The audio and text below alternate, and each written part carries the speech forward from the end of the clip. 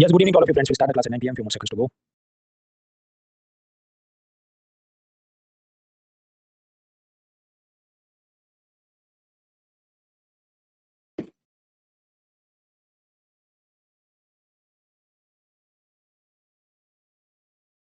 All right, friends. So now at 9 p.m. we start this class. My first question is, can you see me? Can you hear me? देख सकते हैं, सुन सकते हैं तो first note करिए. अकबर, जूही, जिया और Manish, Rudra, Mayank, Rafi, Ankita, and others answer just move forward. 1% लोग बोल रहे हैं नहीं देख सकते, इसका मतलब कीबोर्ड पे कंट्रोल आ रहा है, कंट्रोल शिफ्ट प्रेस करो. क्रोम ब्राउजर यूज करो, एडोन डिसेबल करो. इनकॉग्निटो मोड में लॉक करो. मोबाइल ऐप से देख रहे हैं, मेक श्योर इंटरनेट स्पीड सही हो. Pen it work. क्लास में जो भी डाउट है नोट पेन से लिख दो. क्लास खत्म होने के बाद गूगल फॉर्म से पूछ लीजिए. लिंक चैट बॉक्स के अंदर पहला लिंक है और फिर बुधवार को मैं उसके जवाब अपलोड करता हूं. तो हम लोगों ने पिलर 1 2 और 3 प्रीलिम्स और मेंस के लिए खत्म किया. पिलर 4 में एग्रीकल्चर खत्म किया. अभी हम लोग manufacturing service sector, e-commerce, MSME, intellectual property right ये देख रहे हैं. इसमें थोड़ा आज पढ़ेंगे, थोड़ा कल पढ़ेंगे और कल मैं दूसरा भी नेक्स्ट अपलोड कर दूंगा. पिलर 4 से नीचे प्लानिंग कमीशन वगैरह. Anyway, so we are learning about manufacturing and service sector. इसके अंदर भी कल तक हमने LPG reform, fourth industrial revolution, fifth industrial revolution, assembling India, startup, intellectual property right से देखा था. अभी आज ease of doing business, labour codes, industrial dispute, factory act, ये सब के बारे में थोड़ा थोड़ा समझना है. कुछ पीवाईक्यू भी देखेंगे अपन वो ब्रेक के दौरान. सबसे पहले समझते हैं what is ease of doing business. Delhi में बंदूक खरीदना, you need to submit some 19 documents. Delhi में रेस्टोरेंट खोलना, you need to submit 45 documents. यानी दिल्ली में ईज ऑफ डूइंग बिजनेस नहीं है. बंदूक खोलने के लिए, बंदूक के लिए कम चाहिए और दुकान के लिए ज्यादा चाहिए डॉक्यूमेंट. तो बस वर्ल्ड बैंक का एक रिपोर्ट आता था, ease of doing business report. उसमें ये आइडेंटिफाई करेंगे how much time is required to register a company, बिजली का कनेक्शन लेने के लिए कितना टाइम जाता है, टैक्स भरने में कितनी आसानी है वगैरह वगैरह. ऐसे कुछ 10 क्वेश्चन पे वो रैंकिंग देते थे. वो रैंकिंग देते थे, वो हम नहीं पढ़ेंगे क्योंकि ये रिपोर्ट बंद हो गया है 2021 से. क्यों? क्योंकि इसमें धांधली हो रही थी, डेटा मैनिपुलेशन. बात ऐसी है कि जो आईएमएफ की चीफ है अभी, क्रिस्टलिना जॉर्जिएवा, वो एक जमाने में वर्ल्ड बैंक में नौकरी करती थी और तब वो चाइना का रैंक बढ़ा चढ़ा के दिखाती थी.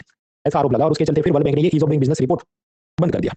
तो वर्ल्ड बैंक का ease of doing business report बंद हो चुका है. इसके बारे में पीवाईक्यू पूछे गए हैं, वो भी मैंने हैंडआउट से डिलीट कर दिया क्योंकि भाई बंद हुए भी 2021 में बंद 4-5 साल होने का है. तो चलो अभी अच्छा चलता हूं, दुआ में याद रखना. इस वैक से हम नए रिपोर्ट का स्वागत करेंगे, बी रेडी रिपोर्ट, यानी बिजनेस रेडी इंडेक्स. ये भी वर्ल्ड बैंक ही बनाएगा. लेकिन खुशी की बात यह है और भगवान इससे ज्यादा मेहरबान हो नहीं सकता कि अभी नहीं आएगा रिपोर्ट, अगले साल भी नहीं आएगा. 2026 के अंदर ये रिपोर्ट आना है. तब तक ये लोग सिर्फ डेटा कलेक्ट करेंगे. तो ट्राई करना 2026 से पहले यूपीएससी क्लियर हो जाए तो फालतू में एक और टॉपिक आपको रटना नहीं पड़े. That is world bank be ready report. Bharat में कौन सी मिनिस्ट्री कोऑर्डिनेट करती है, याद रखना है. कॉमर्स मिनिस्ट्री वर्ल्ड बैंक के साथ कोऑर्डिनेट करती है ये रिपोर्ट के लिए. इसके अलावा छोटे मोटे और भी रिपोर्ट आते हैं. मैं रिपोर्ट बनाऊंगा, मैं भी रिपोर्ट बनाऊंगा. इसका कोई एंड नहीं है. हैंडआउट में दिया, याद है, ठीक है, नहीं तो छोड़ो इसको. तो वर्ल्ड बैंक इज डन. फिर बात करें बजट अनाउंसमेंट की. देखिए ईज ऑफ डूइंग बिजनेस के नाम पे 2023 के बजट में काफी नए नए स्कीम लॉन्च किए गए, तो हमें समझने हैं. 2024 में 2 बजट आए, इलेक्शन से पहले, इलेक्शन के बाद. पर ईज ऑफ डूइंग बिजनेस में इतनी नई बातें नहीं है जिसका एमसीक्यू बने. But in 2023 budget many things develop.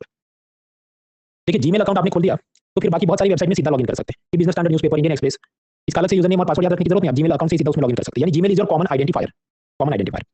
तो उसी तरह देखिए जो भी इंसान है या कंपनी है, उन्होंने एक पान कार्ड नंबर तो लेना पड़ता है इनकम टैक्स और कॉर्पोरेशन टैक्स भरने के लिए. तो सरकार का ये कहना है कि क्यों ना पान कार्ड कोई जीमेल आईडी जैसा कॉमन आइडेंटिफायर बना दे. कि उसके बाद जीएसटी नंबर लेना है जीएसटी टैक्स भरने के लिए, तो पान कार्ड से लिंक होता है. वो कैसे, वो पिलर 2 में हमने समझा था कि उसके आगे पीछे स्टेट का कोड लगा दो तो जीएसटी नंबर बनता है. फिर ये जितने फैक्ट्री ओनर है वो पिलर 1 याद करो कि उन्होंने अपने मजदूरों की सैलरी से कुछ पैसा कट करना है, ईपीएफओ, ईएसआईसी वगैरह में जमा करना है. तो ईपीएफओ में ये सब फैक्ट्री ओनर का एक नंबर होता है, लेबर आइडेंटिफिकेशन नंबर, एलआईएन. तो वो भी पान कार्ड से लिंक कर दो. मतलब अलग से नंबर लेना नहीं पड़े, एलआईएन नंबर, उसका यूजर नेम पासवर्ड याद नहीं रखना पड़े. सिंपली बिजनेसमैन अपना पान कार्ड नंबर लिखे और उस वेबसाइट में लॉगिन करके ईपीएफओ का पैसा भर दे. उसी तरह कंपनी एक्ट में हर एक कंपनी ने अपनी बैलेंस शीट को अपलोड करना होता है मिनिस्ट्री ऑफ कॉर्पोरेट अफेयर्स की वेबसाइट पे. उसके लिए उन्हें अलग से नंबर लेना पड़ता है, कॉर्पोरेट आइडेंटिफिकेशन नंबर. सरकार कहना है वो भी ना लेना पड़े, वो सीधा पान कार्ड नंबर लिखो, लॉगिन कर दो, ओटीपी कुछ आ जाएगा. Micro small medium enterprise, MSME, उन्होंने अलग अलग योजना का लाभ लेने के लिए एक उद्यम नंबर रजिस्टर करना पड़ता है. तो वो भी ना करना पड़े, सीधा पान कार्ड से लॉगिन हो जाए. ऐसी सुविधा करेंगे. पान कार्ड को कॉमन बिजनेस आइडेंटिफायर बनाएंगे तो ईज ऑफ डूइंग बिजनेस होगा, ऐसा बजट में अनाउंस किया. तो बहुत सारे लॉगिन आईडी पासवर्ड याद नहीं रखने हैं, बस एक ही पान कार्ड नंबर से लॉगिन हो जाएगा, ओटीपी आ जाएगा, खत्म. इससे बिजनेसमैन को भी फायदा है, सरकार को भी फायदा है. क्योंकि उसके बाद ये जो टैक्स ऑफिसर है हर एक जगह आप एक ही नंबर से लॉगिन करें तो ट्रेस कर पाएगा तुम जीएसटी कितना भरते हो, ईपीएफओ कितना जमा करते हो, उस हिसाब से इनकम टैक्स कितना भरते हो कि नहीं. तो tax evasion will become difficult, tax surveillance will become more easier. अभी आपको आप एक बिजनेस शुरू करते हैं तो अंडर द कंपनीज एक्ट आपने कंपनी की बैलेंस शीट कॉर्पोरेट अफेयर्स की मिनिस्ट्री में अपलोड करनी पड़े. टैक्स और टीडीएस के फॉर्म सीबीडीटी और जीएसटी के फॉर्म सीबीआईसी की, वो जीएसटी की वेबसाइट पे अपलोड करना पड़े. ईपीएफओ कंप्लायंस के लिए लेबर मिनिस्ट्री में अपलोड करना पड़े डॉक्यूमेंट. पॉल्यूशन कंप्लायंस के लिए environment ministry, central pollution control board की वेबसाइट पे अपलोड करना पड़े. तो 4-5 वेबसाइट में सब डालना पड़ता है डॉक्यूमेंट आपने. तो सरकार का ये कहना है हम एक यूनिफाइड फाइलिंग पोर्टल बना देंगे, एक ही वेबसाइट, और उसमें आप एक साथ में 4 डॉक्यूमेंट अपलोड करो, वो रिस्पेक्टिव डिपार्टमेंट को पहुंच जाएंगे. तो there will be a unified filing portal. Suppose अब जानते सरकार को बहुत सारे पब्लिक प्रोजेक्ट करने होते हैं, कभी रोड बनाते हैं, कभी सरकारी स्कूलों में चेयर टेबल खरीदने होते हैं, और इसमें कुछ कॉन्ट्रैक्ट छोटी कंपनी को दिया गया हो, माइक्रो स्मॉल मीडियम एंटरप्राइज. लेकिन कोरोना के चलते हो सकता है कि उसने ये टाइम पे काम नहीं पूरा किया, या काम तो पूरा किया, क्वालिटी का नहीं था. नॉर्मली जब भी कोई कंपनी गवर्नमेंट का ऐसा प्रोजेक्ट हाथ में लेती है तो सरकार उसे बैंक गारंटी, श्योरिटी बॉन्ड ऐसा कुछ लेती है, जिसमें एक प्रकार से सिक्योरिटी डिपॉजिट लेती है. तो नॉर्मली व्हाट वुड हैपन कि एमएसएमई ने रोड अच्छा नहीं बनाया, कुछ अच्छी नहीं सप्लाई की गवर्नमेंट को, तो गवर्नमेंट उसकी सिक्योरिटी डिपॉजिट का पैसा जब्त कर लेगी. लेकिन सरकार ने भाई कोरोना के चलते तुम ये सब नहीं कर पाए, नो प्रॉब्लम, आपकी जो सिक्योरिटी डिपॉजिट है इसमें 95% आपका पैसा रिफंड कर देंगे, तो मौज करो. तो ये जो स्कीम है इसे कहा गया विवाद से विश्वास 1. विवाद से विश्वास 1. अच्छी क्वालिटी में काम पूरा नहीं किया तो सिक्योरिटी डिपॉजिट गवर्नमेंट जब्त करती थी, लेकिन कोरोना के चलते 95% रिफंड में दे दिया. दूसरा, कुछ बार ये होता है कि ये कंपनी ने कुर्सी या रोड अच्छी क्वालिटी का बनाया नहीं, तो सरकार सिक्योरिटी डिपॉजिट ले पेनल्टी लगाए और ऊपर से कंपनी वाले जाएंगे कोर्ट में. तो फिर अब ये पूरी चीज को कैसे कोर्ट के बाहर ही सेटल कर दिया जाए, इसके साथ जुड़ा उन्होंने स्कीम लेके विवाद से विश्वास 2, एक कोर्ट के बाहर सेटलमेंट. तो समझो एक तो कोर्ट के बाहर सेटलमेंट का विवाद से विश्वास स्कीम वो अलग थी, वो पिलर 2 भी ब्लैक मनी में समझा था. इधर जो चल रहा है वो सरकारी कॉन्ट्रैक्ट के साथ जुड़ा दूसरा मामला है. हाँ, तो विवाद से विश्वास 2 क्या है? ये जो कॉन्ट्रैक्टर थे उन्होंने सब अच्छी क्वालिटी का रोड नहीं बनाया. आईएएस ऑफिसर ने कहा कि आपका रोड क्वालिटी अच्छा नहीं है, तो कोर्ट में जाके दमाल करने की जगह बाहर ही समझौता कर लेंगे, मांडवली कर लेंगे कि इतना पैसा आपका कट करते हैं या आपको 2 महीने और देते हैं, फिर इसको रिपेयर करके अच्छा कर दो. उस चीज को कहा गया विवाद से विश्वास 2. ऐसी विवाद से विश्वास 1 और 2 स्कीम बजट 2023 में लाई गई है. लेकिन इसके अलावा भी बहुत सारी कंपनियों के आपस में झगड़े चलते रहते हैं कि मान लीजिए टाटा कंपनी ने जिंदाल स्टील को बुलाओ कि हमें इतना स्टील खरीदना है अपना कार बनाने के लिए, लेकिन जिंदाल स्टील अच्छी क्वालिटी का स्टील नहीं दे और ये लोग कोर्ट में जाएंगे, लंबा चौड़ा केस चलेगा। तो क्यों ना अदालत के बाहर ही समझौता या मांडव या आर्बिट्रेशन कर लेते हैं। तो सरकार ने कहा कि ये जो gift city IFSC international financial services centre बनाया हमने, उसी के अंदर ऐसा एक अलग जात का कोर्ट या इंटरनेशनल आर्बिट्रेशन का सेंटर बनाएंगे जो बन चुका है। तो उधर ऐसे सब out of the court settlement किए जाएंगे, उनका प्राइवेट जज होगा वो इनका सेटलमेंट करा देगा। देखिए एक्सिस बैंक में मान लीजिए आपका बैंक बैलेंस है, टाटा म्यूचुअल फंड में आपने म्यूचुअल फंड का पैसा डाला, एलआईसी का इंश्योरेंस खरीदा है, आरबीआई में आपने सॉवरेन गोल्ड बॉन्ड नाम का वो इन्वेस्टमेंट किया है, वो मामले क्या थे पिलर 1 में देखे थे। तो ये तो 4 अलग-अलग प्रिंट आउट आपको निकालनी पड़ेगी ना कि भाई मेरे पास इतना पैसा है, मैंने अलग-अलग जगह पर इन्वेस्ट किया है। क्यों ना ये सारा डेटा एक वेबसाइट पे एग्रीगेट किया जाए। इससे फायदा क्या होगा, ये वेबसाइट पे दिखा दे कि ये भाई का टोटल 50 लाख रुपए का इन्वेस्टमेंट इधर-उधर पड़ा है। ताकि जब ये पर्सन बैंक में लोन का अप्लाई करे तो वो अपना स्क्रीनशॉट दिखा दे, भाई मैं 50 लाख का तो मेरा है इधर-उधर इन्वेस्टमेंट, ताकि बैंक उसका लोन जल्दी पास कर दे। ऐसी जो वेबसाइट्स होती हैं जो सारा आपका अकाउंट डेटा एग्रीगेट करती है, इसे हम क्या कहें, अकाउंट एग्रीगेटर या फाइनेंशियल इन्फॉर्मेशन प्रोवाइडर। जैसे अकाउंट एग्रीगेटर के बारे में हम लोगों ने पिलर 1 B1 क्लासिफिकेशन में पढ़ा था। अब देखिए हर एक जो बिजनेसमैन है वो सरकार में जीएसटी भरे, तो जीएसटी की जो वेबसाइट है उसमें तो उसका डेटा होगा कि हर महीने इसका इतना सेल है, परचेज है, इतना इनपुट टैक्स क्रेडिट है। तो किसी का जीएसटी का स्क्रीनशॉट देख के भी आप मालूम कर सकते हैं कि ये बिजनेसमैन कितना बड़ा है। तो क्यों ना जीएसटी पोर्टल का स्क्रीनशॉट एक बिजनेसमैन बैंकर को दिखा दे कि देखो मैं बहुत मालदार पार्टी हूं, लाखों का जीएसटी भरता हूं, तो मेरा लोन जल्दी पास कर दो। वो कर सकता है, लेकिन बैंकर ने उस पर यकीन करना चाहिए, इसका कुछ लीगल स्टेटस या रेगुलेटरी परमिशन आरबीआई ने देना पड़ेगा कि हाँ आपसे जीएसटी रिटर्न को भी एक आप प्रूफ के रूप में मान सकते हैं while passing the loan application. तो सरकार ने कहा देखो ये जो जीएसटी वेबसाइट है इसको भी हम अब से अकाउंट एग्रीगेटर या फाइनेंशियल इन्फॉर्मेशन प्रोवाइडर का स्टेटस देते हैं, यानी कि इसका जो भी स्क्रीनशॉट या प्रिंट आउट लेके आप बैंक में दिखाओगे तो वो वैलिड माना जाएगा to find your financial strength, ताकि बैंक आपका लोन जल्दी पास कर दे। आप जब भी सरकारी ऑफिस में जाते हैं तो क्या करेंगे, सीधे मुंह तो बात करेंगे नहीं वो लोग। तो क्यों ना ये जो गवर्नमेंट एम्प्लॉय उसको ऐसी ट्रेनिंग दी जाए, सेंसिटाइजेशन किया जाए कि आप आए तो बुला के पूछे आपका स्वागत करे, तो इसे कहेंगे मिशन कर्मयोगी। तो मिशन कर्मयोगी क्या है, सिविल सर्वेंट ट्रेनिंग। तो ये सब भी सरकार ने कहा कि हम अनाउंस करेंगे, ये सब ईज ऑफ डूइंग बिजनेस में मदद करेगा, ताकि बिजनेसमैन भी जो जाए उसे तमीज से पेश आए काम हो जाए। फिर आप ड्राइविंग लाइसेंस लेते हैं, म्युनिसिपल प्रॉपर्टी टैक्स भरना है, एजुकेशन डिपार्टमेंट से स्कॉलरशिप लेनी है, हर एक जगह कहेंगे तुम अपना एड्रेस प्रूफ दो या एड्रेस आपका बताओ।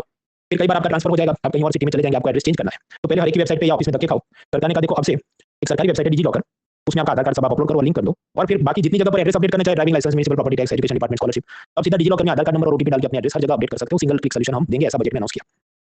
ये सबसे क्या होता है, ईज ऑफ डूइंग बिजनेस। फिर 2022 के बजट में बोला ईज ऑफ डूइंग बिजनेस 2.0, मतलब अब से हम बहुत ज्यादा आईटी कंप्यूटर का इस्तेमाल करेंगे, सिटीजन सेंट्रिक क्राउड सोर्सिंग करेंगे, जनता से सुझाव लेंगे कि कैसे और अच्छा कर सकते हैं वगैरह। यार एक्चुअली क्या है वो सब चिकनी चोपड़ी बातें, पब्लिक एडमिनिस्ट्रेशन ऑप्शनल तो करना चाहिए, पर प्रीलिम्स या मेंस के लिए इतना पता होना चाहिए कि ईज ऑफ डूइंग बिजनेस 2.0 क्या है। तो उसमें सरकार सोचती है कि हम चीजों को और बेहतर करेंगे। तो ईज ऑफ डूइंग बिजनेस के बारे में थोड़ा बहुत हमने समझा। आगे का मुद्दा है crony capitalism.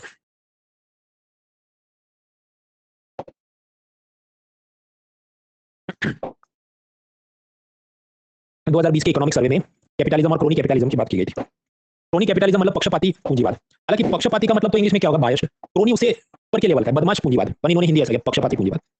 Anyways crony capitalism का एक इकोनॉमिक सिस्टम है कि जहां बिजनेसमैन अगर वो रिस्क ले और उसको प्रॉफिट हो तो बराबर है, लेकिन वो बस उसका साठगांठ है, 2 नंबर के काम करता है, लोगों को पैसा खिला के अपनी जेब में डाल देता है, ऐसा करके वो ग्रो करे, that is crony capitalism. Where businessman thrive not by their hard work और risk taking but because of the nexus with the business class and the political class. तो वो होता है क्रोनी कैपिटलिज्म। नीरव मोदी, मेहुल चौकसी ने पंजाब नेशनल बैंक को चुना लगाया, कैसे लगाया, मुंबई में उनका मैनेजर था, उसको करप्शन में पैसा दिया था तो वो लोन पास करते रहता था, दैट इज क्रोनी कैपिटलिज्म। अगर आप एक प्राइवेट स्कूल में, प्राइवेट हॉस्पिटल में जाते हैं तो बड़ी चौड़ी आपको फीस देनी पड़ती है, ऐसा क्यों? क्योंकि एक तो उसका ऑपरेशनल कॉस्ट होगा या उनका कॉस्ट प्राइस है, प्राइवेट क्लिनिक का, प्राइवेट स्कूल का, उस पे उनको प्रॉफिट चाहिए, हमारे कॉस्ट प्राइस 100, प्रॉफिट चाहिए 10, पर इन्होंने अपना ये स्कूल की जमीन, क्लिनिक की परमिशन के लिए सरकार को, मिनिस्टर को पैसा भी खिलाया होगा 30 रुपए, तो वो भी कवर करना है, तो then for they will charge you suppose 140 rupees. क्यों? क्योंकि वी पेड हैवी ब्राइब्स, तो we have to recover that bribe. अब उस तरफ पे जैसे मान लो किसी ने telecom licence 2G 3G spectrum के लिए सरकार को बहुत पैसा खिलाया हो, मिनिस्टर को पैसा खिलाया हो, उनके बीवी बच्चों को जॉब पे रखा हो, 5 स्टार की उनको वैकेशन ट्रिप कराई हो, तो कंपनी अल्टीमेटली पैसा तो रिकवर करेगी, वो किससे रिकवर करेगी? जनता से। तो ये जो बिहेवियर है इसे आप क्या कहेंगे? Rent seeking behaviour. यहाँ रेंट सीकिंग मतलब किराया लेना, ऐसा नहीं, लूटने की मानसिकता। हम तुमको लूटेंगे क्योंकि मिनिस्टर ने हमको लूटा है, ऐसा जब बिजनेसमैन करे, that is rent seeking behaviour. और ये कंसेप्ट किसने दिया, शुरुआत करी डेविड रिकार्डो ने। डेविड रिकार्डो वही है जो हम पढ़ चुके हैं, सरकार ज्यादा लोन लेती है तो जनता ज्यादा सेविंग करती है, या ट्रेड की advantage, competitive and relative advantage theory pillar में देखी, सेम जेंटलमैन। तो that is called rent seeking behaviour. मत्स्य न्याय। मत्स्य न्याय क्या है? छोटी मछली को बड़ी मछली खा जाएगी, तो वो तो ठीक है, जंगल का उसूल है, it is the rule of the jungle, small fish will be eaten by the big fish. लेकिन इंसानों में तो ये नहीं होना चाहिए कि बड़ा आदमी छोटे का शोषण करे, तो बचाने वाला कौन है? जुडिशरी। तो न्याय तंत्र को कैसे बेहतर किया जाए? Because if you want ease of doing business तो कोर्ट में जितने केस चले जल्दी निपटने चाहिए, खासकर सिविल मैटर्स यानी दीवानी मामले। तो उसमें क्या कर सकते हैं, इकोनॉमिक सर्वे के सब सजेशन है, पर वो मींस का मुद्दा है, तो मींस के लेक्चर में नेक्स्ट टू नेक्स्ट वीक हम लोग समझेंगे। तो ईज ऑफ डूइंग बिजनेस ये कुछ आयाम देखें। अभी इसके बाद का मुद्दा आएगा लेबर रिफॉर्म्स या लेबर लॉज। रतन टाटा ने लोगों को नौकरी पे रखा और वो उनको सैलरी देंगे। अब सैलरी की अलग अलग डजन कानून है।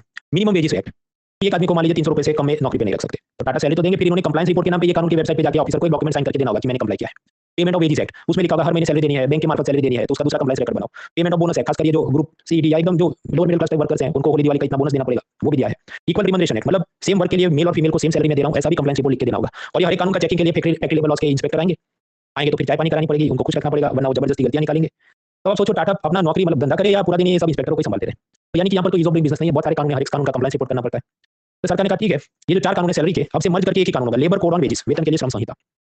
यहाँ कोड मतलब कंप्यूटर कोड नहीं, कोड मतलब संहिता, जैसे इंडियन पीनल कोड था, इंसॉल्वेंसी बैंक्रप्सी कोड था, वो क्या कानून है। तो सैलरी के 4 कानून थे, मर्ज करके सरकार ने कहा अब से एक कानून है, लेबर कोड ऑन वेजेस। उसी तरह मजदूरों की हड़ताल को उसको नौकरी पे रखना है, निकालना है, उसके सब जो कानून थे, trade union act, industrial employment act, industrial dispute act, सब मर्ज करके बोला अब से labour code on industrial relations. ये जो वर्कर्स हैं उनको पेंशन मिलना चाहिए रिटायरमेंट पे, प्रेग्नेंट वीमेन जॉब पे नहीं आ गई उसको सैलरी मिलना चाहिए, मैटरनिटी बेनिफिट, तो उसके जो 3-4 कानून थे उसको मर्ज करके labour code on social security and welfare. Lastly मजदूर की सुरक्षा के लिए कि हैवी मशीनरी के सामने ये सेफ्टी होना चाहिए, रात को महिला को नौकरी पे बुला नहीं सकते, हैवी मशीनरी के बाजू में महिला को काम नहीं करवाना है, जो वर्कर है उसके लिए ये सब वॉशरूम पानी की सुविधा होनी चाहिए। तो उसके factory plantation labour act, mines, building construction worker ऐसे 13 अलग-अलग कानून थे, मर्ज करके बोला अब से labour code on occupational safety health and working condition है। यानी पहले केंद्र सरकार के 44 अलग-अलग कानून थे, सरकार ने उनको मर्ज करके स्ट्रीमलाइन करके सिर्फ 4 कोड बना के रखे हैं, code on wages, social security, industrial relation and occupational safety. अब इसके अंदर एक तकलीफ है, तकलीफ ये है कि देखिए ये सब बंद तो गया लेकिन इसको नोटिफाई करना पड़ेगा। लेकिन कोरोना के चलते सरकार ने क्या-क्या notify, it is just like आप याद करो इंडियन पीनल कोड बंद हो गया, अभी क्या बिहार भारतीय न्याय संहिता, पर वो डे 1 से लागू नहीं हुआ था, कानून चेंज किया फिर उन्होंने बोला ये तारीख से जो भी 6 महीने बाद लागू करेंगे। तो this things have not been notified yet, ये भविष्य में होंगे, अभी तक हुए नहीं। तो जब तक नहीं होंगे तो क्या है, एग्जिस्टिंग जो कानून है उसी से काम चलाना पड़ेगा जब तक ये नए कानून नोटिफाई नहीं होते। तो वर्कर वेलफेयर के लिए अभी क्या है, मैटरनिटी बेनिफिट, मतलब जो प्रेग्नेंट वीमेन जॉब पे नहीं आ पाई तो उसको सैलरी मिले, उसको कहते हैं मातृत्व लाभ। अब उसके अंदर रूल्स क्या है कि पहले 2 बच्चों के लिए पेड मैटरनिटी लीव 26 वीक्स, तीसरा चौथा जो बच्चा होगा उसके लिए 12 वीक्स की पेड मैटरनिटी लीव मिलेगी। और ये पब्लिक सेक्टर, प्राइवेट सेक्टर, सरकारी नौकरी, निजी नौकरी, factory, mine, plantation, shop establishment, हर जगह पर इनको लाभ मिलेगा। अब इसके अंदर भी सरकार ने पाया कि जो कंस्ट्रक्शन वर्कर हैं, हाईवे वर्कर है, घर पे मजदूरी करें महिलाएं, मतलब कि वो सबको ये लाभ नहीं मिलते थे। तो अनाउंस किया गया है कि ओके 26 वीक तक तो पहले 2 बच्चों के लिए, फिर 12 वीक्स, अगर बच्चा एडॉप्ट किया तो 12 वीक्स, मिसकैरेज हुआ तो 6 वीक्स, ये सब नए फायदे उनको। इसके अलावा जो भी फैक्ट्री में 50 या उससे ज्यादा वर्कर्स होते हैं तो वहां पर फैक्ट्री मालिक ने कृषि फैसिलिटी, शिशु गृह, कि जहां वो महिला अपना 2-3 साल का बच्चा हो गया तो उसको लेके आए, उसको वहां पर रखे, वहां पर नर्स या आया या बेबी सिटर होगी, पूरा दिन उसको संभालेगी और ये महिला नौकरी करती रहे, और दिन में 4 बार वो उसको विजिट भी कर सकती है, मिनिमम उसको विजिट का इतना राइट्स दिया गया, और भी डिटेल्स हैंड आउट में दी है। अब इधर से एक प्रश्न पूछा जिसका जवाब ऐसे only 3 I give you 40 seconds, पहले दिमाग में उतारो, फिर मैं आपको बताता हूं ये प्रश्न यूनिक क्यों है।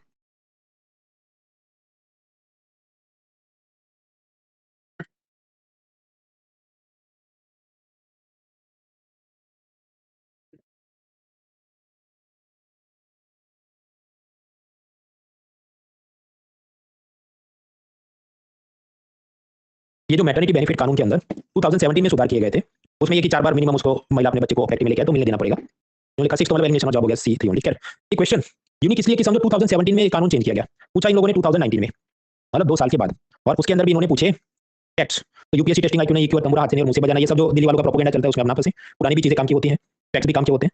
Don't discard the things immediately, 1-2 साल नहीं पूछा कभी जिंदगी में नहीं पूछेंगे। हम लोग पिलर 6 में जाएंगे तो ऐसे-ऐसे स्कीम्स हैं, स्कीम बनी 2019 में, उसके बाद लोग भूल भी गए और सीधा उनको 2023-24 में पूछ रहे हैं। तो हैंड आउट लंबा है, आई एक्सेप्ट क्यों लंबा है भाई, तो ये सब भी तो पढ़ना पड़ेगा ना। आगे बढ़ते हैं। तो जो प्रेग्नेंट वीमेन है उनके वर्कर वेलफेयर की हमने बात की, अभी थोड़ा आगे बढ़ते हैं कि उसका बच्चा है वो भी मजदूरी करे, तो मजदूरी कर सकते हैं जब यहाँ लेस देन 14 ईयर्स, 14 साल से कम उम्र के बच्चे भी मजदूरी कर सकते हैं। इसमें टीवी सिनेमा के अंदर ये जो पूरी तारक मेहता में हुसैन है जिन्होंने अपना बचपन और जवानी से उधर ही खत्म किया, वो सब कर रहे हैं, वो क्या चाइल्ड लेबर है एंड इट इज अलाउड। तो टीवी सिनेमा स्पोर्ट्स में कर सकते हैं, सर्कस में नहीं कर सकते, ऐसा कानून है। दूसरा, ये बच्चा देखो ये क्या फूल की ये दुकान पे काम कर रहा है, तो ये है नॉन हैजार्डस वर्क, और ये उसका फैमिली वर्क, उसकी माई फूल बेचने का काम करती है और वो उसको हेल्प करे after the school hours, school खत्म होने के बाद बच्चा अपने परिवार की दुकान में उनको मदद करे, तो वो भी बाल मजदूरी तो है, वो अलाउड है, भले वो लेस देन 14 ईयर्स का हो। तो yes that is allowed, legally allowed है भारत में। आगे अब बढ़ते हैं 14 टू 18 एज ग्रुप में, तो उसमें वो नॉन हैजार्डस टाइप की फैक्ट्री में काम कर सकता है, जो भी आचार पापड़ की मान लो फैक्ट्री है। हैजार्डस फैक्ट्री जैसे कि केमिकल, पेस्टिसाइड, एसिड, ये सब में वो काम नहीं कर सकता। फिर 18 के ऊपर हो जाए फिर तो क्या देना जिधर काम करना है वो कर सकता है। तो this is the situation of child labour law in India. तो ये भारत की सिचुएशन है। अब स्वाभाविक यूरोपियन यूनियन वालों को मजा नहीं आएगा कि नहीं नहीं ये सब ऐसा नहीं होना चाहिए, 18 ईयर से पहले कोई काम नहीं कराना चाहिए। फिर हम लोग उनसे बात करें कि चलो फ्री ट्रेड एग्रीमेंट साइन करते हैं, तो यूरोपियन यूनियन वाले कहें ठीक है, लेकिन तुम ये सबको या तो बैन करो या स्टिकर चिपका के दो कि तुम अगर एक केक पेस्ट्री को एक्सपोर्ट करते हो तो स्टिकर चिपका के दो कि इसमें no child labour was used, वरना हम उस प्रोडक्ट को बैन कर देंगे। So therefore we have disputes और हम फ्री ट्रेड एग्रीमेंट उनके साथ साइन नहीं कर पाते। फिर ये जो चाइल्ड लेबर प्रोहिबिशन एक्ट है उसमें डिस्ट्रिक्ट मैजिस्ट्रेट यानी आईएएस को काफी पावर मिलता है, वो जाके रेड कर सकता है, बच्चों को कोई गुलाम बना के मजदूरी करा रहा है उसको छुड़वा सकता है। Yes that is allowed. हम लोग समझ रहे थे लेबर राइट्स, लेबर लॉज में मदर का देख लिया, मैटरनिटी बेनिफिट, बच्चे का देख लिया, चाइल्ड लेबर अलाउड है भारत में विद टर्म्स एंड कंडीशन। अब ये चाइल्ड थोड़ा और बड़ा हो जाए, टीन बने, किशोर हो जाए, तो फिर क्या अप्रेंटिसशिप कर सकता है कि वो इंजीनियरिंग का डिग्री डिप्लोमा कुछ करे, बाकी कुछ पॉलिटेक्निक वगैरह में जुड़े, तो वहां पर उसे बेसिक थियरी सिखाएंगे। फिर अब उसको मैकेनिकल का कुछ काम सीखना, ऑटोमोबाइल का, तो टाटा मारुति के फैक्ट्री में जाके काम सीख सकता है, उसको कहते हैं अप्रेंटिस, प्रशिक्षु। प्रशिक्षु के कानून में पहले तकलीफ क्या थी कि इस यूथ को कितना स्टाइपेंड देना, मान लो 5000, रविवार को छुट्टी देनी है कि नहीं, ओवर टाइम करा, मान लीजिए दिन में 8 घंटे काम करना है, इसे 12 घंटे कराए तो एक्स्ट्रा पैसा देना है कि नहीं, पहले वो सब गवर्नमेंट डिसाइड करती थी, इंस्पेक्टर आके चेक करेगा और फिर वो इंडस्ट्रियलिस्ट को जेल भी भेज सकता है, ऐसे सब पावर दिए गए थे। आपको कोई इंस्पेक्टर में इतनी ताकत है नहीं कि बड़े इंडस्ट्रियलिस्ट को जेल में भेज सके, पर वो क्या उसके लिए ब्राइब मांगेगा, रिश्वत मांगेगा, तो ईज ऑफ डूइंग बिजनेस खत्म हो जाएगी। तो फिर 2014 में सरकार ने रिलैक्स कर दिया कि अब से इंडस्ट्रियलिस्ट को काफी छूट होगी कि ये जो भी अप्रेंटिस है इनको कितना स्टाइपेंड, हॉलिडे, ओवर टाइम देना है वो तुम तय करो, तुम्हें कोई इंस्पेक्टर परेशान नहीं करेंगे। तो ये भी क्या है, this is ease of doing business. फिर फिक्स्ड टर्म एम्प्लॉयमेंट, मान लीजिए टाटा ने आपको नौकरी दी कि 11 महीने के लिए तुम मेरी फैक्ट्री में कार बनाओगे, तो फॉर 11 मंथ्स आपको सैलरी मिलेगी, करेक्ट, ईपीएफओ में आपका पैसा कट होगा, उस हिसाब से आपको EPFO, ESIC, pension, health insurance सब मिलेगा, correct, but that is for 11 months only. 12th month में क्या होगा कि कॉन्ट्रैक्ट में लिखा 11 मंथ का जॉब है, तो 12 मंथ में ऑटोमेटिकली ये माना जाएगा कि तुमको नौकरी से निकाल दिया, कि आप आके उधर काम करो नहीं करो, कोई बिजनेसमैन आपको सैलरी देने के लिए तो उसका ऑब्लिगेशन है नहीं। तो इसे बोला गया फिक्स्ड टर्म एम्प्लॉयमेंट। प्रॉब्लम कब होगी, ये आता रहेगा, बिजनेसमैन का ध्यान नहीं रहे, फिर ये हाई कोर्ट में चला जाए कि मेरा परमानेंट जॉब कर दो वगैरह वगैरह।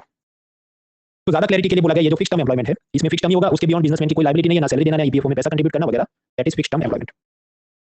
अब ये तो चलता ही था, लेकिन ऑफिशियली कानून में सब सुधार करके ऐसा बोलना था, तो उन्होंने बोला कि 2016 से टेक्सटाइल सेक्टर में फिक्स टर्म एम्प्लॉयमेंट वाली सिस्टम हम अलाउ करते हैं। 2018 में बोला सभी जाति की कंपनियों में ये अलाउ करेंगे। तो इससे फायदा क्या है कि मान लीजिए कोई फैक्ट्री ओनर को बड़ा ऑर्डर मिल गया कि इस महीने आपको 500 नई कार प्रोड्यूस करनी है, अफ्रीका के अंदर भेज दिए, तो वो तुरंत ही ज्यादा लोगों को हायर करे, मान लो 3 महीने के लिए, without giving them any permanent jobs. Permanent job नहीं, 3 महीने का काम है, फिर तुम जाओ, तुमको ना सैलरी देंगे ना ईपीएफओ देंगे, तुम अपने रास्ते। तो हर एक सेक्टर में ऐसे फिक्स टर्म एम्प्लॉयमेंट अलाउड है, ऐसे सब सरकार ने कानून में सुधार किया। अब इधर से भी एक क्रेजी क्वेश्चन पूछा, इसका सीधा जवाब है 1 और 2। इसको हम समझने नहीं बैठेंगे, क्योंकि ऐसा समझो हर एक छोटी टेक्निकल चीज का टर्म्स कंडीशन हम पढ़ नहीं सकते। We are not preparing for EPFO exam, we are preparing for UPSC exam. हम परेशान करने के लिए कभी-कभी प्रश्न पूछता है, तो खैर ये है, ये भी 30 सेकंड से देखो, ऐसे प्रश्न है तो फिर क्या दिमाग नहीं लगाना चाहिए, नहीं पता तो छोड़ो इसको, क्योंकि इसने कहीं से लिफ्ट करके कॉपी करके प्रश्न पूछा होगा पीआईबी से।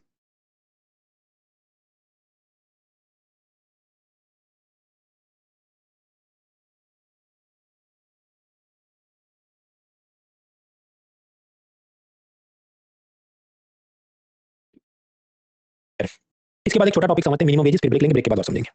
तो we learn about the ease of doing business में वर्ल्ड बैंक रैंकिंग जो बंद हो चुका है, क्रोनी कैपिटलिज्म, जुडिशियल रिफॉर्म्स जो हम लोग मेंस में समझेंगे, 4 लेबर कोड्स के बारे में थोड़ी बहुत पढ़ाई करें और उसके अंदर मिनिमम वेजेस की बात करें। Minimum wages for inclusive growth, हालांकि इसमें भी मेंस के कुछ आयाम है जो हम मेंस के लेक्चर में 2 हफ्ते बाद देखेंगे। मिनिमम वेजेस मतलब न्यूनतम वेतन, कि सपोज सरकार का ये सब जो कंस्ट्रक्शन वर्कर को 300 रुपीस पर डे देना पड़ेगा मालिक ने, तो उससे कम में अगर हम काम करें तो वो इलीगल हमें सजा हो सकती है। तो it is the minimum amount of remuneration that employer is legally required to pay to the worker. अब कहें हाँ ठीक है, इसका मिनिमम वेजेस एक्ट होगा, बहुत बढ़िया होगा, इसमें तकलीफ है, let me zoom in. Assam के अंदर सिक्योरिटी गार्ड का मिनिमम वेज क्या है 412, और डोमेस्टिक वर्कर का मिनिमम वेज कितना है 286। अब आप समझते हैं सिक्योरिटी गार्ड का ज्यादातर काम पुरुष करते हैं और ये डोमेस्टिक मेड वर्कर का काम ज्यादातर महिलाएं करती हैं। सिक्योरिटी गार्ड को अगर आप समझो कैलोरी के हिसाब से, उसको तो बहुत कम एनर्जी वेस्ट करनी, पूरा दिन टपरी में बैठा रहेगा, व्हाट्सएप के वो सब मैसेज फॉरवर्ड करेगा, इंस्टाग्राम की रील देखता रहेगा। जो काम वाली बाई है उसको ज्यादा कैलोरी बर्न होगा ना, सब कपड़े बटन करने। यू फाइंड कि विमेन का जो, मतलब सरकार ने ऐसा नहीं बोला डोमेस्टिक वर्कर मेल भी हो सकता है, फीमेल भी हो सकता है, पर यूजुअली फीमेल होता है, तो उनका मिनिमम वेजेस कम है, सिक्योरिटी गार्ड का ज्यादा है। तो जेंडर इम्बैलेंस है। तब संविधान में और हर जगह क्या बात होगी कि हमें we have to strive for this and that, तो मेल और फीमेल का सेम वर्क के लिए सेम सैलरी होना चाहिए, वो है, लेकिन ऑक्यूपेशन के हिसाब से समझो कि कुछ ऑक्यूपेशन जो मेल सेंट्रिक है उनके मिनिमम वेजेस ज्यादा तेजी से बढ़े। तो सरकार ने सब फिक्स करने के लिए अनुसारपति कमेटी बनाई, उसने सब जोनल मिनिमम वेज की बात करी, पर वो मेंस का मुद्दा है, मेंस में समझेंगे आफ्टर 2 वीक्स। अभी के लिए तो हमें जो प्रीलिम में याद रखना है, मैंने आपको शुरुआत में बताया कि सैलरी के 4 कानून थे, payment of wages act, minimum wages act, payment of bonus, equal remuneration. सरकार ने इन सबको मर्ज करके बोला अब से एक कानून है वेज कोड, वेतन संहिता।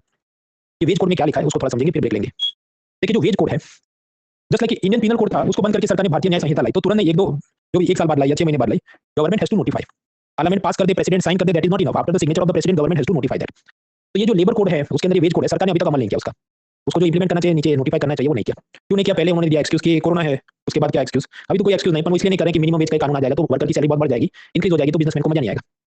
तो जो भी उनका मतलब प्रेशर ग्रुप होता है इंडस्ट्रियल लॉबी का, because of that the government has not yet notified this. खैर, ये जो कोड ऑन वेजेस है, इसमें बेसिकली हर एक व्यक्ति की सैलरी तय होगी, खासकर ये जो मजदूर लोग होते हैं। तो question who will decide the minimum wages? कुछ ऐसे जॉब्स हैं उसमें यूनियन, कुछ ऐसे जॉब है उसमें स्टेट डिसाइड करेगा।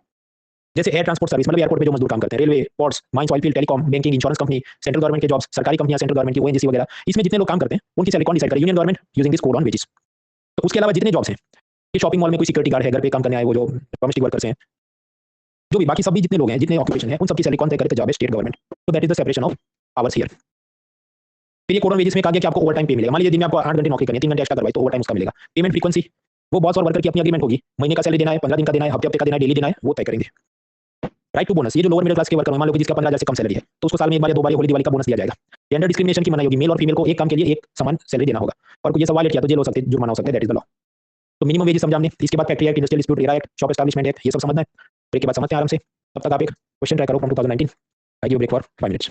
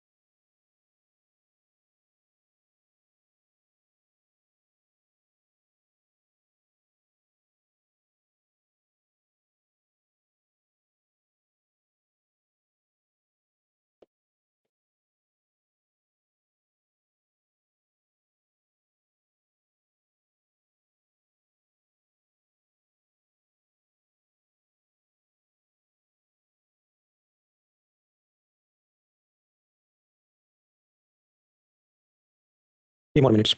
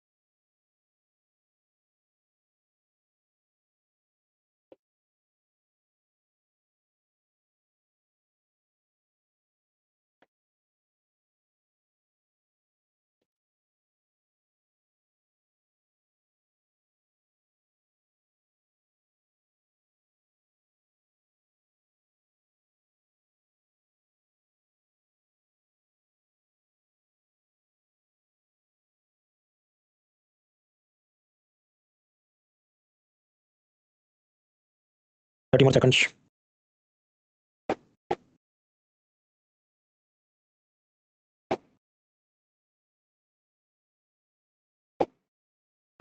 राइट फ्रेंड्स, आपको जो ठीक लगे ABCD voting line time starts in 3 2 1 start. 1 lakh, Hrithik, Vikram, Juhi, Deepam, Aman, Rashi, Aditya, Samarpita, Swati, Nandini, Sanskriti, Tanay, Rahul, Himank, Aryan, Rajeev, Ritu, Lalit, Vikas, Nikhil, Rajnish, Raj Pratap, Shalini, Nisha, Aniket, Akash, Ashutosh, Lemon, Pranjali, Preeti, Vidyashree, Dev, lucky, चैतन्य, ये सब लोग। फिर अंशुमन, प्रत्युष, ओंकार, आदित्य, जसनूर, अखिलेश, पुष्पेश, विकास, अभिषेक, सक्षम, करेक्ट आंसर। देखिए कल हमने देखा था कौन सी चीज का पेटेंट नहीं हो सकता, जो प्लांट सीड वैरायटी का पेटेंट नहीं हो सकता, मतलब अंडर द पेटेंट्स एक्ट आपने इन्वेंट किया तो उसको रजिस्टर करा सकते हैं, आपकी इंटेलेक्चुअल राइट्स को सरकार प्रोटेक्ट करेगी, पर वो कानून अलग है, प्रोटेक्शन ऑफ प्लांट वैरायटी। तो यहाँ पर जो पूछ रहा है कॉन्टेक्स्ट क्या है, पेटेंट एक्ट में पेटेंट हो सकता है कि नहीं। तो पहला क्या कहता है कि सीड को पेटेंट किया जा सकता है, गलत है। तीसरा क्या कहता है कि plant varieties are not eligible to be patented in India, तो बराबर है क्योंकि उसका अलग कानून है। इंटेलेक्चुअल प्रॉपर्टी अपीलेट बोर्ड, शायद बाद में उसको डिलीट किया, लेकिन जब पूछा गया तब तो विद्यमान था, तो मतलब ये कह रहा है कि नहीं था, तो ये भी गलत। So the answer will be C only 3। Intellectual appellate board मतलब क्या, उनकी सब शिकायतों का निवारण करेगा जिनको भी कॉपीराइट वगैरह के अंदर कुछ प्रॉब्लम्स है। हम लोग देख रहे थे वेजेस, वेजेस हमने देखे, वो टाइम पे मिलेगा, बोनस मिलेगा, ये वो। अब बात आती है फैक्ट्री। पहले तो डेफिनेशन समझनी पड़ेगी कि फैक्ट्री क्या है। फैक्ट्री ऐसी जगह जहाँ पर मैन्युफैक्चरिंग होता है, पिछले 12 महीने से हो रहा है, पावर का यूज हो रहा है, इलेक्ट्रिसिटी कोल कुछ, और मिनिमम 10 या उससे ज्यादा वर्कर हैं तो उसे हम कहेंगे फैक्ट्री। मान लीजिए पावर का यूज नहीं हो रहा है, आज से लोग कालीन या कारपेट बना रहे हैं, तो उसमें अगर मिनिमम 20 या उससे ज्यादा वर्कर हैं तो हम कहेंगे ये फैक्ट्री है। आपके यहाँ फैक्ट्री है, मान लो किंगफिशर बियर बनाने की जो फैक्ट्री है वो फैक्ट्री है इस लॉजिक के हिसाब से। तो क्या if your premise is designated as a factory, तो फिर आपकी बिजनेसमैन की रिस्पांसिबिलिटी बढ़ जाती है। If your unit is a factory, तो फैक्ट्री एक्ट 1948 के हिसाब से ओनर ने उसमें वॉशरूम बनाना पड़ेगा, ड्रिंकिंग वाटर फैसिलिटी, विमल गुटखा खाके थूकने के लिए स्पीटून बनाना पड़ेगा, जो मदर से उनके बच्चों को रखने के लिए शिशु कृषि बनानी पड़ेगी, महिला को रात की शिफ्ट में काम नहीं करा सकते, डेंजरस मशीन के पास काम नहीं करा सकते, फैक्ट्री इंस्पेक्टर आके चेक करेगा, काम आप नहीं करें उस हिसाब से जेल हो जाएगी। तो these are the responsibilities under the factory act and the businessman has to comply.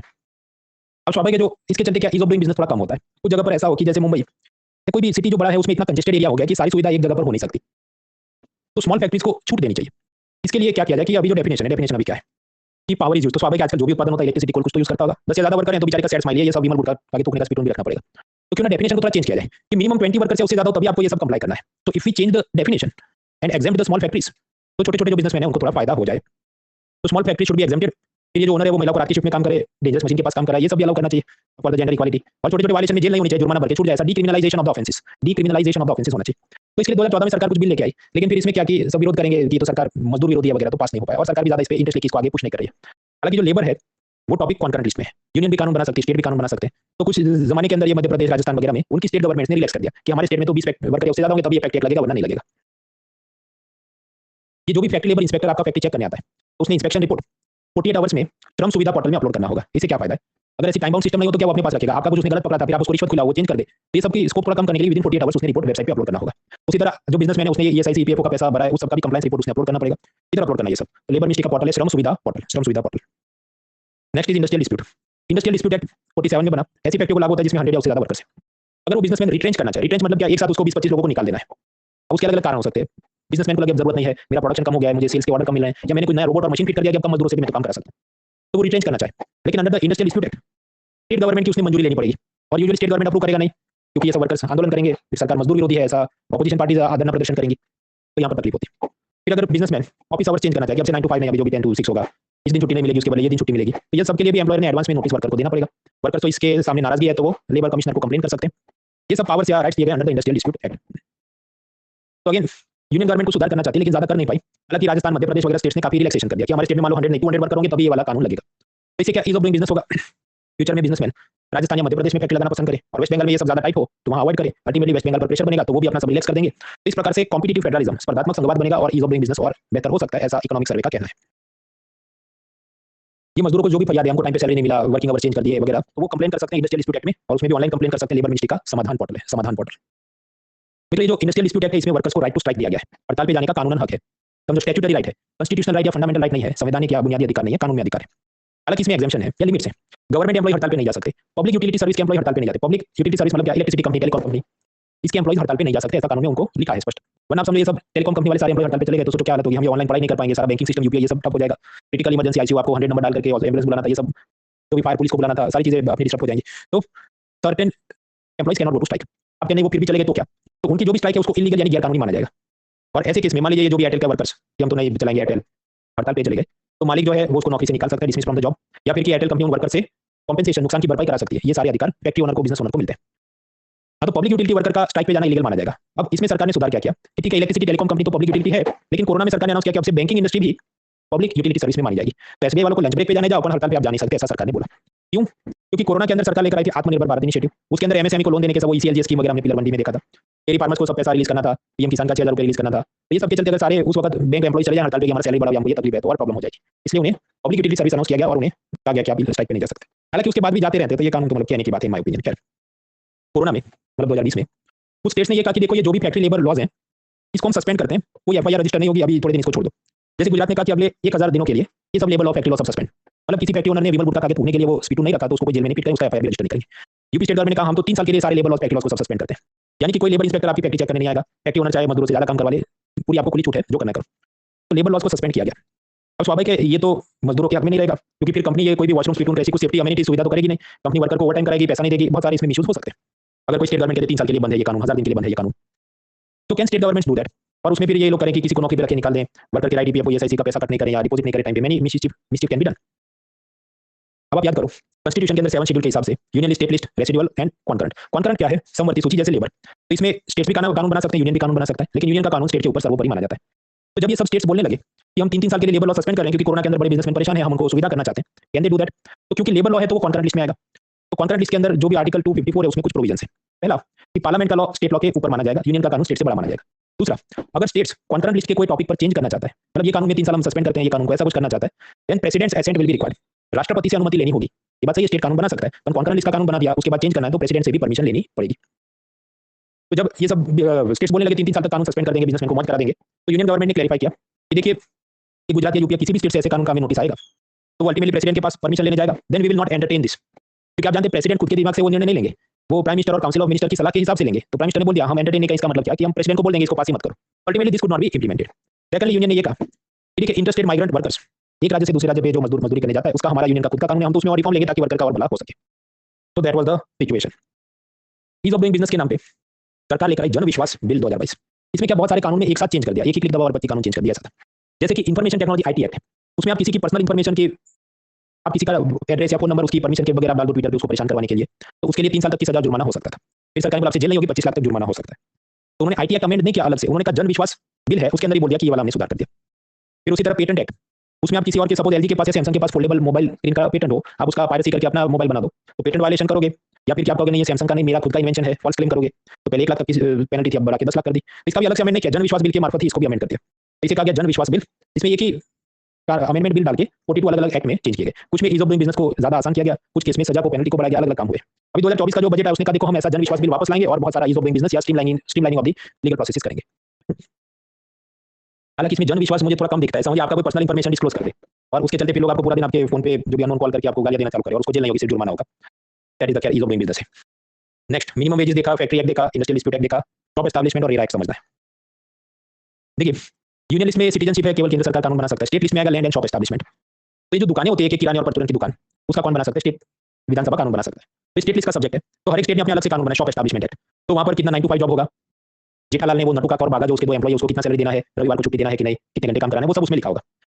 अब यूनियन गवर्नमेंट क्या चाहता है कि अलग अलग स्टेट में अलग अलग इसको स्ट्रीमलाइन करते हैं, अपडेट करते हैं, लेकिन ये यूनियन लिस्ट में है नहीं, ये स्टेट लिस्ट में। तो यूनियन क्या कर सकता है? मॉडल एक्ट बना के इनको दे सकता है। जस्ट लाइक मैं आपको मॉडल ऐसे बना के दूं, my best friend is Rajesh Khanna, और रियल एग्जाम में फिर आप उसको मॉडिफाई करके अपने फ्रेंड का नाम लिख देना। ऐसा यूनियन ने मॉडल एक्ट बनाया है। ये जो मॉडल एक्ट है इसके अंदर क्या बातें होंगी कि ये सारे शॉपकीपर्स 24/7 365 डेज 24 घंटे दिन रात चला सकते हैं दुकान। खासकर ये जो बेंगलुरु और दिल्ली जैसा सब मॉल कल्चर, 24/7 लाइफस्टाइल कल्चर, ये डेवलप करना है। महिला को रात की शिफ्ट में भी काम करा सकते हैं।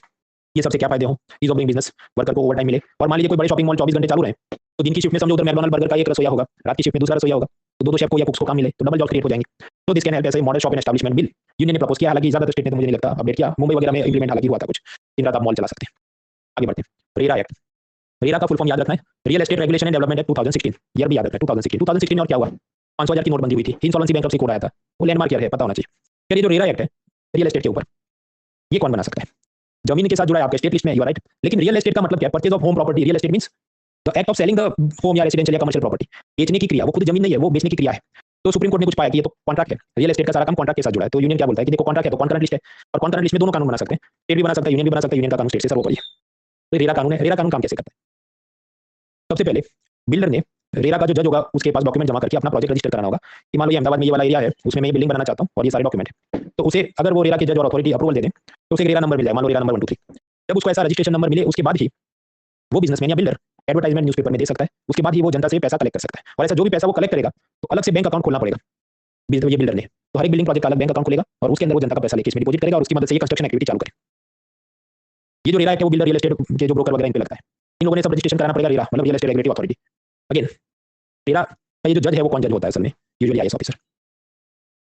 और वो हमें वापस उसी कहानी पे ले जाता है, आईएएस प्रोवाइड्स डाइवर्स प्लेटफॉर्म। तो कैसे डाइवर्स प्लेटफॉर्म? तो कहानी वापस रिपीट करें, आरबीआई का गवर्नर आईएएस ऑफिसर बराबर, गिफ्ट सिटी जो इंटरनेशनल फाइनेंशियल सर्विस सेंटर बना है उसका भी boss IAS officer, 15 finance commission का चेयरमैन भी आईएएस ऑफिसर, ये रेरा अथॉरिटी का बॉस यूजुअली आईएएस ऑफिसर होता है।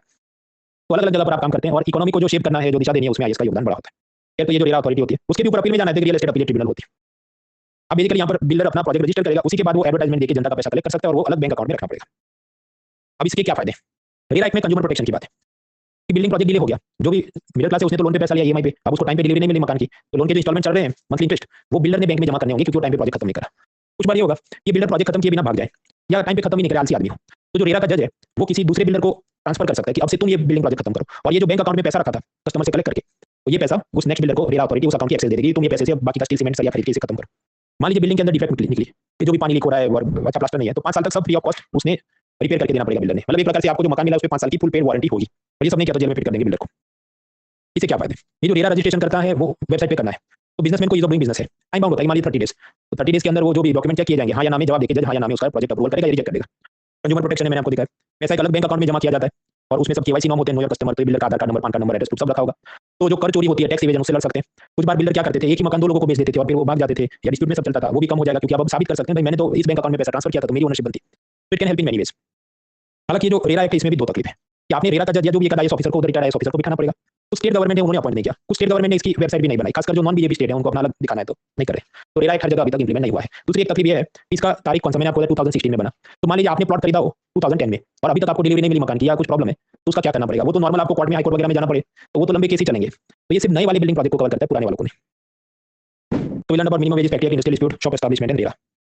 इसके बाद का मुद्दा आता है टेक्सटाइल इंडस्ट्री, एमएसएमई इंडस्ट्री, ये सब समझना है। इसके अंदर हम लोग ब्रेक नहीं लेंगे, हम लोग इसको खत्म ही करें। देखिए मैं आपको बताऊं, ये जो पिलर 4 भी है असल में मैं ऐसे भी कर सकता हूं कि मैं 2.5 घंटे के 2 लेक्चर लेके निपटा दूं, 70 पेजेस विद इन 2 लेक्चर्स, तो उससे मैं सिर्फ ये क्या, that is not the right way to go about it, क्योंकि आप जो स्टूडेंट है आपको भी थोड़ा टाइम मिलना चाहिए, भी थोड़ा खाया पचने दो, फिर थोड़ा खाते फिर पचने दो, तो इसलिए मैंने ब्रेक किया है इसे कि गुरुवार को एक लिया लेक्चर, आज शुक्रवार को दूसरा है, कल शनिवार को तीसरा है, स्लोली स्लोली विल प्रोग्रेस। उसके बाद रविवार को याद रखना 2 लेक्चर है, सुबह 10 बजे एक है और शाम को 9 बजे दूसरा है, उसमें डिटेल प्लानिंग कमीशन वगैरह समझना है, वो भी दौड़ा दौड़ा के 2.5 घंटे में निपटा दो, but I want you to properly read and digest, वरना मैं बस गाड़ी दौड़ा रहा हूं लेकिन आप उसको कोप नहीं कर पाएंगे, तो धीरे धीरे पढ़ें। तो क्या अभी हमें पढ़ना है टेक्सटाइल 10-15 मिनट का काम है, फिर एक एमसीक्यू सॉल्व करेंगे और आज का लेक्चर खत्म करते हैं, बाकी जो पढ़ना है कल और परसों धीरे धीरे पढ़ते रहेंगे। Anyway so next topic is ease of doing business is खत्म, एलपीजी खत्म, असेंबली इंडिया खत्म, स्टार्टअप आईपीआर खत्म, ईज ऑफ डूइंग बिजनेस खत्म, मींस के बहुत सारे मुद्दे पर मींस के लेक्चर में 2 वीक बाद देखेंगे। अभी आते हैं कुछ और सेक्टर्स कौन कौन से आएंगे, टेक्सटाइल मिनिस्ट्री, एमएसएमई और उसके अंदर फिर e commerce, service industry, consumer protection, ये सब बातें अब करनी है, that is the remaining part of the pillar 4 भी हैंडआउट। तो बात करते हैं मैन्युफैक्चरिंग सब टॉपिक टेक्सटाइल इंडस्ट्री। टेक्सटाइल में उसके मिनिस्ट्री डिपार्टमेंट आपके हैंडआउट में देख लेना, सरकारी कंपनी है, cotton corporation, jute corporation, attached office है, कमिश्नर फॉर हैंडलूम हैंडीक्राफ्ट, कुछ स्टैट्यूटरी बॉडियां कानून से बनाई, जूट बोर्ड, सिल्क बोर्ड वगैरह। इधर आप देखो सिल्क है तो एग्रीकल्चर नहीं है, वो इधर है टेक्सटाइल के अंदर। नाउ कुल मिलाकर कौन कौन सी स्कीम वगैरह आपके हैंडआउट में एक माइंड मैप दिया है, उसको आराम से देखना, मैं आपको ऊपर ऊपर से वो देता हूं ताकि you can appreciate the mind map better. Textile ministry ने बहुत सारी योजनाएं चलाई। जूट मतलब ये जो जूट नाम का नेचुरल फाइबर होता है उसके बैग्स और उसके अंदर ये गेहूं, चावल, चीनी सब रखा जाए, लेकिन आप कोई बिजनेसमैन को पूछो तो वो तो प्रीफर करेगा ना कि भाई मेरा दिल तो प्लास्टिक वाले बैग्स पे है क्योंकि उसमें मॉइस्चर नहीं आता, जीव जंतु नहीं आते। अब अगर हर एक बिजनेसमैन ये करे कि हम तो प्लास्टिक के बैग में ग्रेन्स और शुगर स्टोर करेंगे, तो जूट का बैग कोई लेगा नहीं, तो किसान कुछ पैसा कमा नहीं सकता। इसलिए गवर्नमेंट ने इधर रिजर्वेशन टाइप की सिस्टम लगाई कि जूट पैकेजिंग मटेरियल एक्ट, उसमें ऐसा लिखा है कि ये जो भी फूड ग्रेन और शुगर कंपनी है उन्होंने जो भी प्रोडक्ट मान लो उसका 30% शुगर है वो ऐसे बैग्स में पैक करना पड़ेगा। तो there is jute packaging material act, जहां पर कंपलसरी उन्होंने जूट बैग में बिजनेसमैन ने प्रोडक्ट को पैक करना पड़ेगा। टेक्निकल टेक्सटाइल, पहनने के कपड़े हैं वो एक चीज है, टेक्निकल टेक्सटाइल मतलब क्या, पहनने के अलावा वाले कपड़े, bullet proof jacket, surgical gown, parachutes, shoe laces, ये सब, तो इसको भारत में प्रमोट करने के लिए हम मिशन चलाएंगे। जब ये अभी अमेज़न, फ्लिपकार्ट, मिंत्रा या कहीं खरीदे तो सब क्या होता है कि टी-शर्ट का साइज एक्सएल या डबल एक्सएल, पर ये सब टी-शर्ट आप समझो प्यूमा, नाइकी, एडिडास या किसने बनाया, वो तो अमेरिकन लोगों के हिसाब से एक्सएल बोला ना, हमारा वो तो उनके लिए मीडियम होगा, हमारे लिए एक्सएल होगा या कुछ। तो भारत सरकार ने सोचा कि हमें अपने अलग स्टैंडर्ड बनाना चाहिए। जब आपके मेरे जूते का नंबर 11 है तो अमेरिका यूरोप की सिस्टम है, अपने जूते का नंबर 11 अपनी बॉडी साइज के हिसाब से अलग होना चाहिए। तो टेक्सटाइल मिनिस्ट्री लेके आती है प्रोजेक्ट इंडिया साइज, जिसमें ये साइज चार्ट्स को अपडेट किया जाएगा इंडियन कंज्यूमर्स के एवरेज हाइट बॉडी के हिसाब से, ताकि जो यूके यूएस स्टैंडर्ड है 44 एक्सएल वगैरह उसको अपडेट करेंगे हम। इंडिया हैंडलूम ब्रांड लोगो, ये जो भी हैंडलूम से कुछ साड़ी या शॉल बनाया है हाथ से ही बनाया है, मशीन से नहीं बनाया है, जीरो डिफेक्ट, कोई खामी नहीं है, zero negative impact on environment, इसमें कोई केमिकल डाई लगा के पानी में गटर में बहाया नहीं है, एकदम ऑथेंटिक ये ट्रेडिशनल डिजाइन है कि मसाला डोसा है तो मसाला डोसा है, फिर ऐसा उसमें चीज डाला और पनीर डाला और कुछ और ही बना दिया, नो। तो ऐसा जब जो ऑथेंटिक काम किया जाए ऐसे प्रोडक्ट्स को टेक्सटाइल मिनिस्ट्री की तरफ से इंडिया हैंडलूम ब्रांड लोगो दिया जाएगा, ताकि स्टिकर देख के फॉरेनर मंत्रमुग्ध हो जाए कि आप तो मैं ये खरीदूंगा और कुछ नहीं खरीदूंगा। टेक्सटाइल मिनिस्ट्री की बहुत सारी स्कीम चलती है। पहले कांग्रेस के जमाने में ये जो भी वीवर्स होते हैं बुनकर, उनके लिए महात्मा गांधी बुनकर बीमा योजना मतलब इंश्योरेंस की स्कीम थी। धीरे धीरे मोदी सरकार ने क्या किया, ऐसी हर एक सेक्टर स्पेसिफिक जो इंश्योरेंस स्कीम थी उनको डिसकंटिन्यू कर दिया और इन सभी वर्कर्स को शिफ्ट कर दिया प्रधानमंत्री सुरक्षा बीमा योजना और बाकी जो भी इंश्योरेंस पेंशन स्कीम्स है, इन सबको पहचान नाम का आईडी कार्ड दिया जाएगा।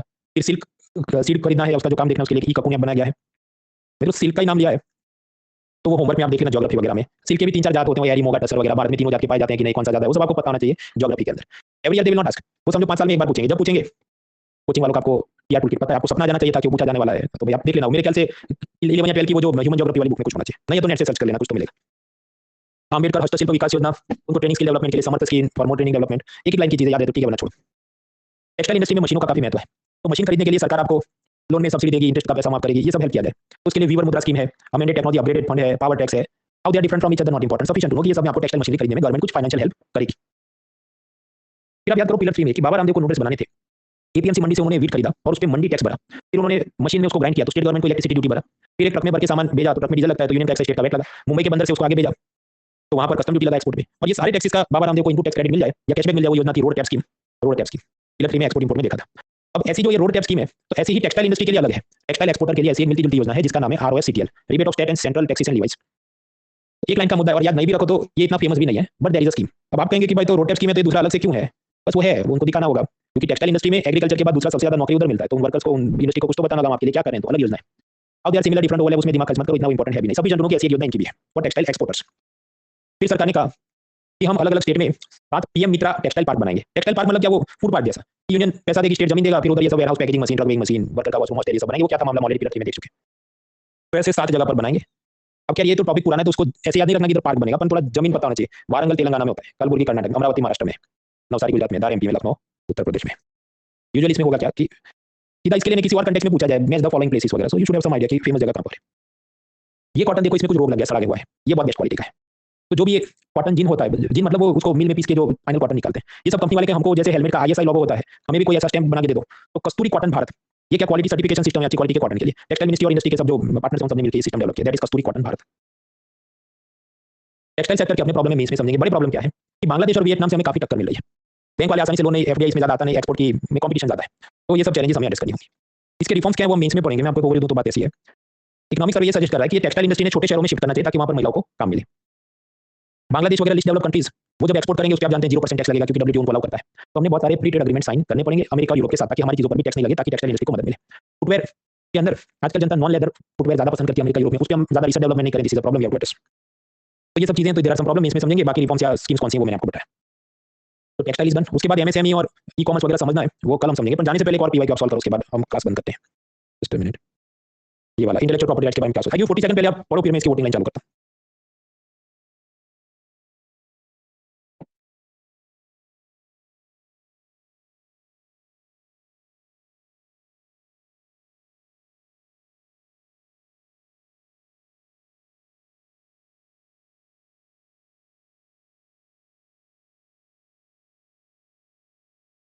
ऑलराइट फ्रेंड्स, तो इंटेलेक्चुअल प्रॉपर्टी राइट्स के बारे में आप क्या सोचते हैं? Voting line timer starts in 3 2 1 start.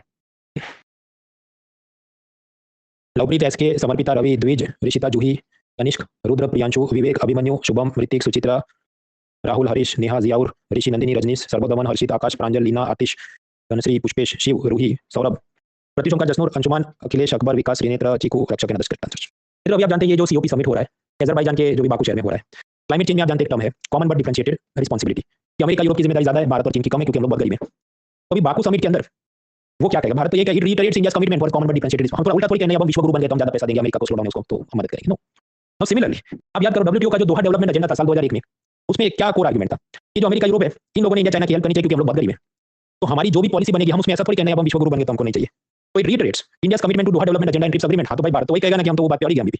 तो फर्स्ट स्टेटमेंट तो बिना पॉलिसी पढ़े भी आपको लॉजिक सब लगाओगे, यही तो बोलेंगे हम लोग, वन इज करेक्ट। ये ट्रिप्स समझौते और दोहा के बारे में भारत की प्रतिबद्धता को दोहराता है। दूसरा डीपीआईटी नोडल बराबर है, मैंने आपको बताया आईपीआर का सारा काम कौन देखता है, कॉमर्स मिनिस्ट्री, उसके नीचे ये विभाग है तो वो भी देखेगा, तो बोथ स्टेटमेंट्स आर करेक्ट। तो the answer is both 1 and 2 are correct. इसके अलावा कुछ तो क्वेश्चन ऐसे थे जो आसान थे। अटल इनोवेशन मिशन कौन चलाता है? तो नीति आयोग, क्योंकि नीति आयोग एक दो ही ये सब चला रहा है, Setu and this Atal innovation mission, portal भी उसका एक फेमस है, दर्पण वो एनजीओ को मॉनिटर करता है, कल परसों देखेंगे। 3-4 चीजें आपको याद होनी चाहिए। कुछ बार क्रेजी क्वेश्चन पूछते हैं। INSPIRE is an ongoing initiative of the government of India for science research advancement, promoting research among science technology stakeholder, augmenting quality manpower in research.